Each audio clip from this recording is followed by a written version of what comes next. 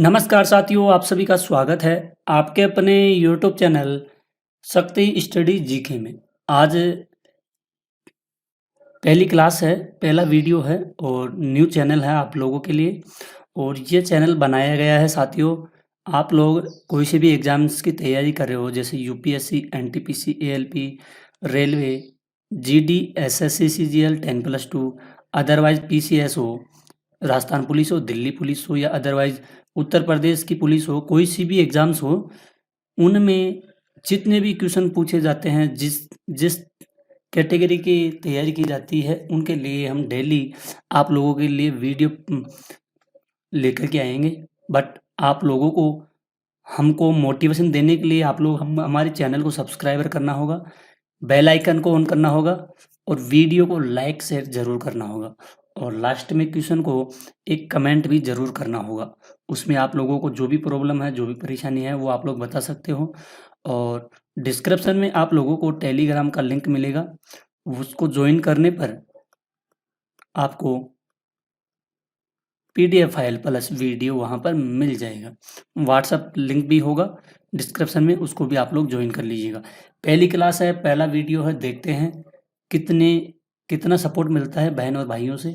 तो आपके जीवन के आप जो अपने जीवन में लक्ष्य बना रखे हो ना, उसको बनाने के लिए हम भी कुछ मेहनत करके आप लोगों के लक्ष्य को आर-पार करने के लिए ये चैनल बनाए हैं। और डेली आप लोग बोलोगे हिस्ट्री, ज्योग्राफी, जीके, जीएस, जैसे करंट अफेयर्स हो गई, जैसे भी क्वेश्चन होंगे वो वैसे लेकर के आएंगे।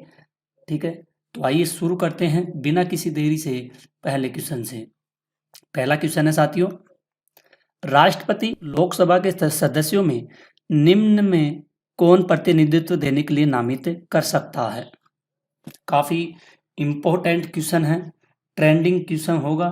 आप लोग इस क्वेश्चन के लिए इस क्वेश्चन को दोबारा देख सकते हैं और वीडियो को आप लोग रिपीट में भी दोबारा देख सकते हैं, बट आप लोग को हमारे चैनल से जुड़ना होगा। आइए क्वेश्चन को अपन दोबारा से देखते हैं। राष्ट्रपति लोकसभा के सदस्यों में निम्न को प्रतिनिधित्व देने के लिए नामित कर सकता है। तो साथियों, इसको नामित कौन कर सकता है? Anglo Indian. कौन कर सकता है? एंग्लो इंडियन के द्वारा इसको नामित कर सकता है। काफ़ी इम्पोर्टेंट क्वेश्चन है एग्जाम की दृष्टि से, आप लोग इस क्वेश्चन को जरूर नोट करना। ठीक है, और ये आने वाले एग्जामों में ये क्वेश्चन आपसे पूछा जा सकता है। काफ़ी इम्पोर्टेंट क्वेश्चन है। ठीक है, इसका साथियों ये राइट आंसर हो जाएगा। राष्ट्रपति लोकसभा के सदस्यों में जो प्रतिनिधित्व देने के लिए नामित कर सकता है वो एंग्लो इंडियन है। ठीक है, आइए नेक्स्ट क्वेश्चन की ओर बढ़ते हैं। अगला क्वेश्चन है आप लोगों के सामने, सिल्क का सबसे बड़ा उत्पादक देश कौन सा है? तो साथियों इंपॉर्टेंट क्वेश्चन है, सिल्क का सबसे बड़ा उत्पादक देश कौन सा है? तो आपको बता दें, इसका राइट आंसर हो जाएगा चाइना। कौन है? चीन होगा। चीन सिल्क का किसका सिल्क का सबसे बड़ा उत्पादक देश है। उत्पादन करने वाला कौन है? देश है चीन है।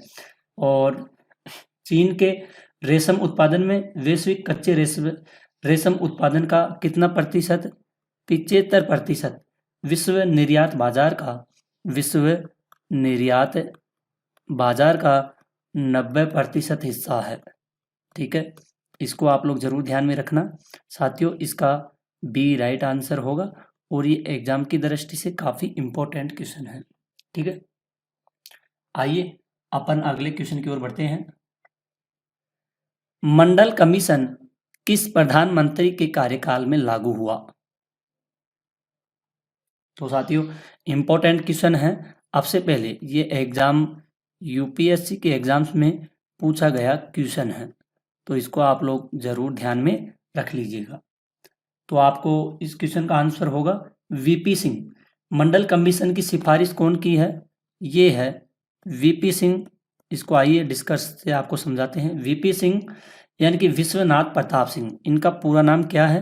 इनका नाम है विश्वनाथ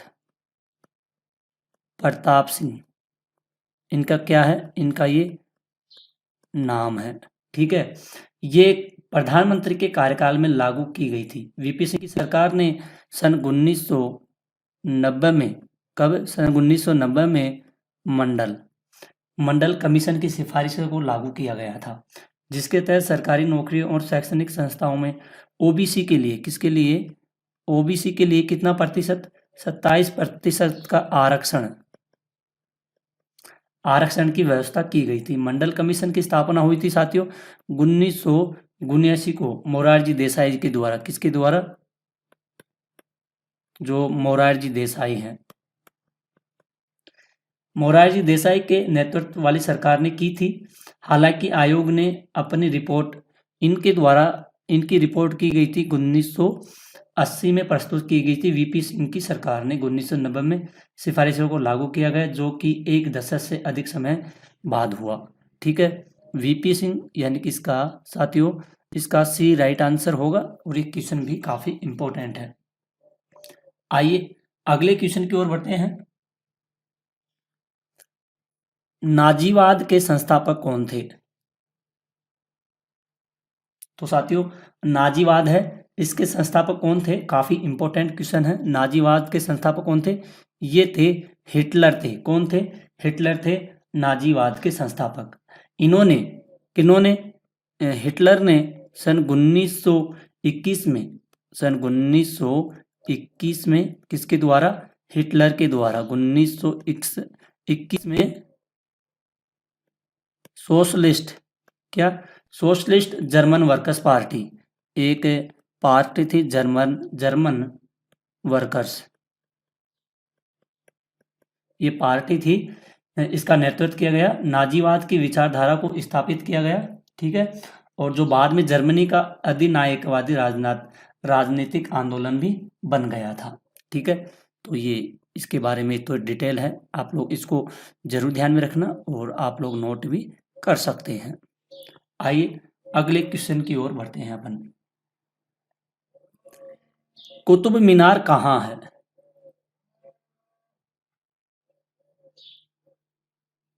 तो साथियों ये इंपॉर्टेंट क्वेश्चन है, इनका तो आपको पता होगा। ठीक है, कि कुतुब मीनार कहाँ पर है, काफी इंपॉर्टेंट क्वेश्चन है वैसे तो साथियों कुतुब मीनार है ना, ये दिल्ली में स्थित है। कहाँ पर स्थित है कुतुब मीनार?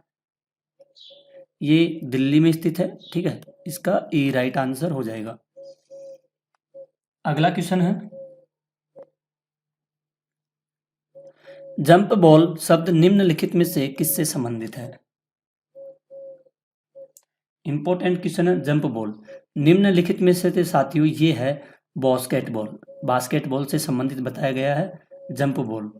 जब दो खिलाड़ी एक ही समय में गेंद को पकड़ते हैं या गेंद के अधिकार के लिए लड़ाई होती है तो इसे जंप बॉल कहा जाता है। रेफरी तब दो खिलाड़ियों के बीच में गेंद को ऊपर उछालता है और खिलाड़ी इसे प्राप्त करने के लिए कूदते हैं, तो इसको साथियों जंप बॉल कहा जाता है।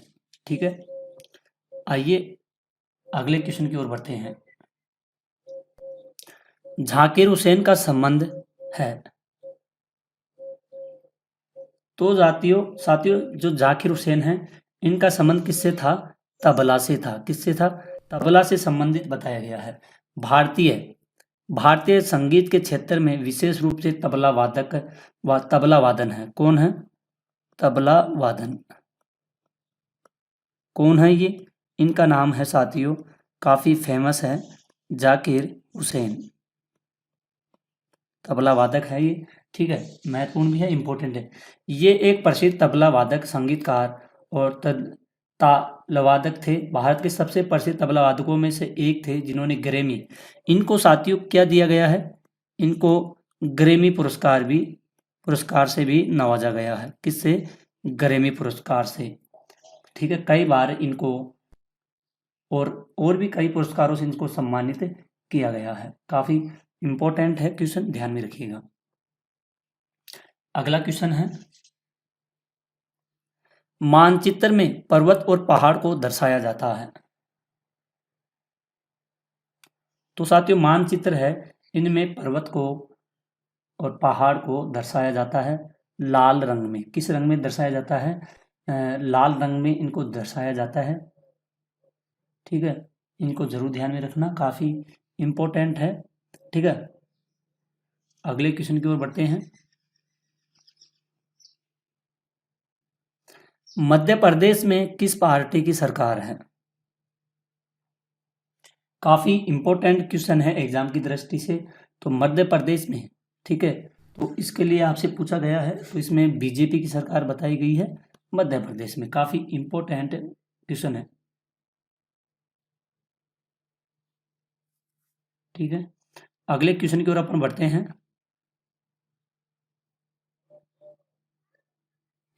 निम्नलिखित में से किस राज्य की सीमा समुद्र तल को नहीं छूती है? तो किस राज्य की सीमा है जो समुद्र तल को छूती नहीं है? तो ये हो जाएगी पंजाब। कौन सी की? पंजाब की हो जाएगी। ठीक है, महत्वपूर्ण है। और साथियों, इसमें काफी इंपॉर्टेंट क्वेश्चन है वैसे तो, इसको भी ध्यान में रखना। ठीक है, निम्नलिखित में से किससे ऊन प्राप्त नहीं होता है? तो साथियों, ऊन प्राप्त नहीं होता है सूअर से। किससे? सूअर एक ऐसा जानवर है जिससे कभी भी ऊन प्राप्त नहीं होती है। क्या? ऊन। ठीक है, अगला क्वेश्चन है, निम्नलिखित में से कौन सी राज्य की राजधानी नहीं है? तो कौन सी राज्य की राजधानी नहीं है? कानपुर, ये राज्य की राजधानी नहीं है। ठीक है, अगला क्वेश्चन है, आजाद हिंद फौज की स्थापना कहाँ हुई थी? तो साथियों, ये इंपॉर्टेंट क्वेश्चन है, इसको अपन दोबारा फिर से पढ़ लेते हैं एक बार और। आजाद हिंद फौज की स्थापना कहाँ हुई थी? तो इंपॉर्टेंट क्वेश्चन है साथियों, आजाद हिंद फौज की स्थापना। ठीक है, तो इसकी स्थापना कहाँ पर हुई थी साथियों? काफी इंपॉर्टेंट क्वेश्चन है। इसकी स्थापना की गई थी साथियों कहाँ पर? सिंगापुर में इसकी स्थापना हुई थी। किसकी? आजाद हिंद फौज की। अगला क्वेश्चन है, डिमांड ड्राफ्ट को क्रॉस क्यों किया जाता है? इसको क्रॉस किया जाता है भुगतान बैंक खाते के द्वारा ही किया जा सके, इसलिए इसको क्रॉस किया जाता है डिमांड ड्राफ्ट को। शहर या जनजाति कहाँ पर पाई जाती है साथियों? तो ये राजस्थान में पाई जाती है। कहाँ पर पाई जाती है? राजस्थान में पाई जाती है। कौन सी जनजाति है ये? इस जनजाति का नाम है शहरिया जनजाति। ठीक है, नेक्स्ट क्वेश्चन है, सार्स क्या है? तो साथियों, सार्स एक विषाणु द्वारा फैलने वाली बीमारी है, सार्स। ठीक है, नेक्स्ट क्वेश्चन है, महाभारत के रचयिता कौन थे? इसके रचयिता होंगे वेद व्यास जी होंगे, महाभारत के रचयिता। अगले क्वेश्चन है, धाना पक्षी अभ्यारण्य किस राज्य में स्थित है? तो ये होगा राजस्थान में।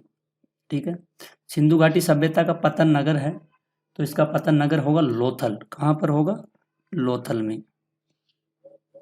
अगला क्वेश्चन है, राज्यसभा का उप सभापति कौन है?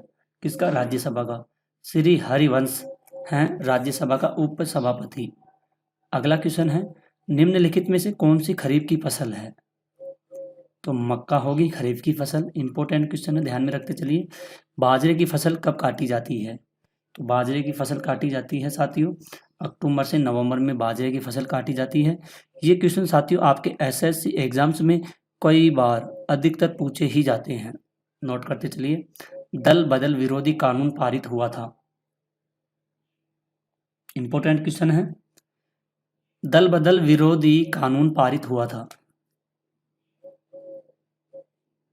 दल बदल विरोधी कानून पारित हुआ था। इंपॉर्टेंट क्वेश्चन है, इसको जरूर ध्यान में रखिएगा। तो साथियों, दल बदल विरोधी कानून है, ये पारित हुआ था सन 1985 में संसद के द्वारा। किसके द्वारा पारित किया गया था? ये संसद के द्वारा पारित किया गया था। इसे भारतीय संविधान में 52वें संशोधन के माध्यम से, किसके संशोधन के माध्यम से? 52वें संशोधन के माध्यम से 10वीं अनुसूची, कौन सी सूची थी? ये 10वीं थी। 10वीं अनुसूची के रूप में जोड़ा गया था। ठीक है, इंपॉर्टेंट है, इसका सी राइट आंसर हो जाएगा। अगला क्वेश्चन है, निम्नलिखित में से कौन सी आकृति भूमिगत जल से बनी है? तो साथियों कौन सी आकृति है जो भूमिगत जल से बनी हुई है? तो कास्ट विंडो है। ठीक है, ध्यान में रखिएगा। अगला क्वेश्चन है, श्वेत क्रांति किससे संबंधित बताई गई है? तो ये होगी दूध से है श्वेत क्रांति। अगला क्वेश्चन है, सती प्रथा का सर्वाधिक विरोध किसने किया था? सती प्रथा का राजा राम मोहन राय के द्वारा जो सती प्रथा थी, इसका सबसे ज्यादा विरोध किया गया था इन्हीं के द्वारा। ठीक है, अंतिम मुगल शासक कौन था? बहादुर जफर था। ये लास्ट का सबसे अंत का मुगल शासक था। गोधरा कांड किस लिए प्रसिद्ध है? ये प्रसिद्ध है रेलगाड़ी में लोगों को जलाए जाने के कारण गोधरा का ये कांड है, ये सबसे ज्यादा प्रसिद्ध है। और इसको आप लोग इम्पोर्टेंट क्वेश्चन भी कर लीजिएगा। महाराष्ट्र का जो जिला है लातूर, पिछले दशक चर्चा में क्यों आया था? जो लातूर जिला है पिछले दशक में ये चर्चा में आया था क्योंकि यहाँ पर एक भूकंप आया था भयानक, इसी के कारण ये चर्चा में था। भारत में हरित क्रांति के जनक कौन है? हरित क्रांति के एम.एस. नाथन थे। कौन थे? एम.एस. नाथन। अगला क्वेश्चन है, मसालों की रानी किसे कहा जाता है? तो इलायची को मसालों की रानी कहा जाता है। ऊंट गाड़ी में कितने ऊंट होते हैं? ऊंट गाड़ी में कितने ऊंट होते हैं? तो साथियों ये इंपॉर्टेंट क्वेश्चन है, काफी महत्वपूर्ण भी है। इसमें एक ही ऊंट होता है ऊंट गाड़ी में। एरिस्कोमो के घर बने होते हैं, इसके घर होते हैं साथियों बर्फ के बने होते हैं, ध्यान में रखना, काफी इंपॉर्टेंट है। अगला क्वेश्चन है, जो कावेरी नदी है ये बहती है किधर से किधर बहती है कावेरी नदी? तो ये बहती है दक्षिण भारत में बहती है। फाहान कहाँ का निवासी था? ये था चीन का था फाहान। पुष्कर मेला कहाँ लगता है? तो साथियों पुष्कर मेला है ये राजस्थान के अजमेर में लगता है। कौन सा मेला है? पुष्कर का मेला। एड्स नहीं फैलता है साथियों, एड्स नहीं फैलता है, बातचीत करने और मरीज को छूने से एड्स कभी भी नहीं फैलता है। कंप्यूटर रेखा दर्शाती है, क्या दर्शाती है? समुद्र तल से समान ऊंचाई एवं आकार वाले स्थानों को दर्शाती है। ठीक है, क्षेत्रफल की दृष्टि से भारत का कौन सा स्थान है? तो 7वां स्थान है क्षेत्रफल की दृष्टि से। निम्न में से किसे गरीब का नवाज कहा जाता है? गरीब नवाज कहा जाता है निम्न में से? तो मोइनुद्दीन चिश्ती को कहा जाता है। भारतीय राष्ट्रीय कांग्रेस का गठन किस वर्ष में हुआ था? काफी इंपॉर्टेंट क्वेश्चन है। भारतीय राष्ट्रीय कांग्रेस का गठन किस वर्ष हुआ था? तो साथियों इसका गठन हुआ था, कब हुआ था इसका गठन? 1885 में भारतीय राष्ट्रीय कांग्रेस का गठन किया गया था। यानी कि इसको बता दें मैं अच्छे से, 28 दिसंबर 1885 में इसका गठन किया गया था। ठीक है, और ये बॉम्बे के गोकुलदास तेजपाल संस्कृत कॉलेज में भारतीय राष्ट्रीय कांग्रेस की स्थापना की गई, जिसे 72 प्रतिनिधित्व इसमें शामिल थे। कितने शामिल थे? 72 प्रतिनिधित्व इसमें क्या थे? शामिल थे। अगला क्वेश्चन है, लाल बहादुर शास्त्री की समाधि स्थल है, इसकी समाधि स्थल होगी विजय घाट में। किसकी? लाल बहादुर शास्त्री की। सुएज नहर जोड़ती है लाल सागर से भूमध्य सागर को, सुएज नहर जोड़ती रहती है। सेल क्यों प्रसिद्ध है? सेल स्टील उत्पादन के लिए साथियों सेल प्रसिद्ध है, ध्यान में रखना, इंपॉर्टेंट है। ओबीसी का पूर्ण नाम क्या है? तो अदर बैकवर्ड क्लासेज, ये ओबीसी का फुल नेम है। ठीक है, अगला क्वेश्चन, दिल्ली से पहले भारत की राजधानी थी? तो साथियों दिल्ली से पहले भारत की राजधानी क्या थी? कोलकाता थी। इसको आप लोग जरूर ध्यान में रखना, कई बार साथियों एसएससी के एग्जामों में पूछा गया क्वेश्चन है ये। निम्नलिखित में से कौन सा शहर है जो भूमध्य रेखा के निकट है? ऐसा शहर है विशाखापट्टनम। ठीक है, और अगला लास्ट क्वेश्चन है, सबसे तेज चलने वाली रेलगाड़ी निम्न में से कौन सी है? तो ये होगी साथियों शताब्दी एक्सप्रेस सबसे तेज चलती है। ठीक है, अच्छा साथियों हम आपको बता दें कि आपके टॉप आज के 50 क्वेश्चन थे, तो 50 क्वेश्चनों को अपन ने यहीं पर डिस्कस किए हैं। देखे भी हैं, पढ़े भी हैं और आपको समझाया गया भी है। अगर आपको कुछ थोड़ी-सी भी मेहनत पसंद आई है, तो प्लीज़ साथियों मैं आपसे निवेदन करता हूँ, रिक्वेस्ट करता हूँ, प्लीज़ चैनल को सब्सक्राइबर कीजिए, बेल आइकन को ऑन कर दीजिए और आप लोगों को वीडियो को क्या करना है, वीडियो को लाइक शेयर करना है और एक लास्ट में कमेंट करना है कि आपको क्लास कैसी लगी है। ठीक है? टेलीग्राम का लिंक आपको फिर से बता देता हूँ, डिस्क्रिप्शन में होगा। जॉइन करना, आपको पीडीएफ फाइल प्लस आपको वहाँ पर वीडियो भी मिल जाएगी। अदरवाइज़ आपको व्हाट्सएप लिंक भी मिल जाएगा, उसको भी जॉइन कर लेना। साथियों, यह क्लास होगी आपके लिए, वैसे तो सभी के लिए है, लेकिन जो आपकी रेलवे ग्रुप डी की एग्ज़ाम में लगेगी, उसकी आज से ही पहला वीडियो रेलवे के लिए है। आप लोग इस वीडियो को ध्यान से देखिए, एंड तक बने रहिए और लाइक शेयर करना, सब्सक्राइबर करना और अपने भाई को एक मोटिवेशन ज़रूर देना। आज के लिए इतना ही, मिलते हैं एक और अगली क्लास में, तब तक के लिए धन्यवाद। जय हिंद, जय भारत।